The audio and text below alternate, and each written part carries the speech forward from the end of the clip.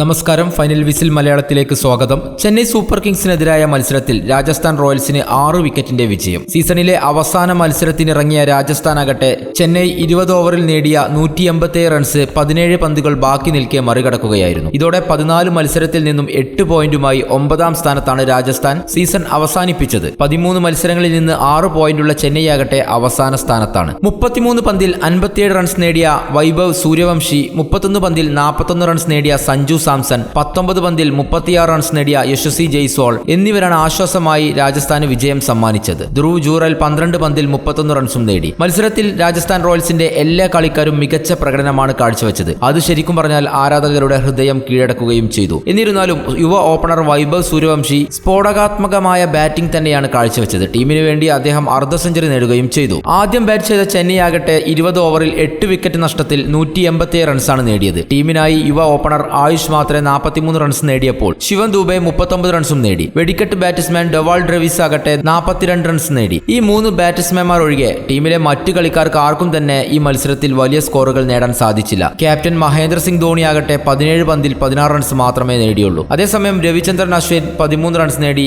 പവലിയനിലേക്ക് മടങ്ങി. ഇത് മാത്രമല്ല, ബാക്കിയുള്ള ബാറ്റ്സ്മാൻമാർ ആരും തന്നെ മികച്ച ഒരു സംഭാവന ടീമിന് വേണ്ടി നേടിക്കൊടുത്തില്ല. നിരാശാജനകമായിരുന്നു എല്ലാവരുടെയും പ്രകടനം. മത്സരത്തിൽ രാജസ്ഥാൻ റോയൽസിന്റെ ബൗളർമാരാകട്ടെ മികച്ച പ്രകടനമാണ് കാഴ്ചവെച്ചത്, പ്രത്യേകിച്ചും അവസാന ഓവറുകളിൽ. രാജസ്ഥാൻ റോയൽസിന് വേണ്ടി തുദ്വീർ സിംഗ് 4 ഓവറിൽ 47 റൺസ് വഴങ്ങി 3 വിക്കറ്റ് വീഴ്ത്തി. ആകാശ് മദ്വാൾ 4 ഓവറിൽ 29 റൺസ് വഴങ്ങി 3 വിക്കറ്റും വീഴ്ത്തി. തുഷാർ ദേശ്പാണ്ഡെയാകട്ടെ 4 ഓവറിൽ 33 റൺസ് വഴങ്ങി 1 വിക്കറ്റും വീഴ്ത്തി. അസരംഗയും 1 വിക്കറ്റ് വീഴ്ത്തിയിട്ടുണ്ട്. വിജയലക്ഷ്യം പിന്തുടർന്ന രാജസ്ഥാൻ റോയൽസിന്റെ യുവ ഓപ്പണർ വൈഭവ് സൂര്യവംശി 33 പന്തിൽ 4 ഫോറും 4 സിക്സും ഉൾപ്പെടെ 57 റൺസ് നേടി മത്സരത്തിൽ അവരെ വിജയത്തിലേക്ക് എത്തിക്കുകയായിരുന്നു. തന്റെ ഇന്നിംഗ്സിനിടെ ചെന്നൈ സൂപ്പർ കിങ്സിന്റെ ഒരു ബൗളറെയും അദ്ദേഹം വെറുതെ വിട്ടില്ല. എല്ലാവർക്കുമെതിരെ ശക്തമായി തന്നെ ബാറ്റ് വീശി. തുടക്കത്തിൽ വൈഭവ് തന്റെ ഇന്നിംഗ്സ് ശ്രദ്ധാപൂർവമാണ് മുന്നോട്ട് കൊണ്ടുപോയത്. സെറ്റ് ആയതിനു ശേഷം അദ്ദേഹം അറ്റാക്കിംഗ് ഷോട്ടുകൾ കളിച്ചു തുടങ്ങി. എന്തായാലും ഇത്തവണത്തെ IPL രാജസ്ഥാൻ റോയൽസ് വിജയത്തോടെ അവസാനിപ്പിച്ചിരിക്കുകയാണ്. കൂടുതൽ IPL വാർത്തകളും വിശേഷങ്ങളും അറിയാൻ ഈ ചാനൽ സബ്സ്ക്രൈബ് ചെയ്യുക. നന്ദി.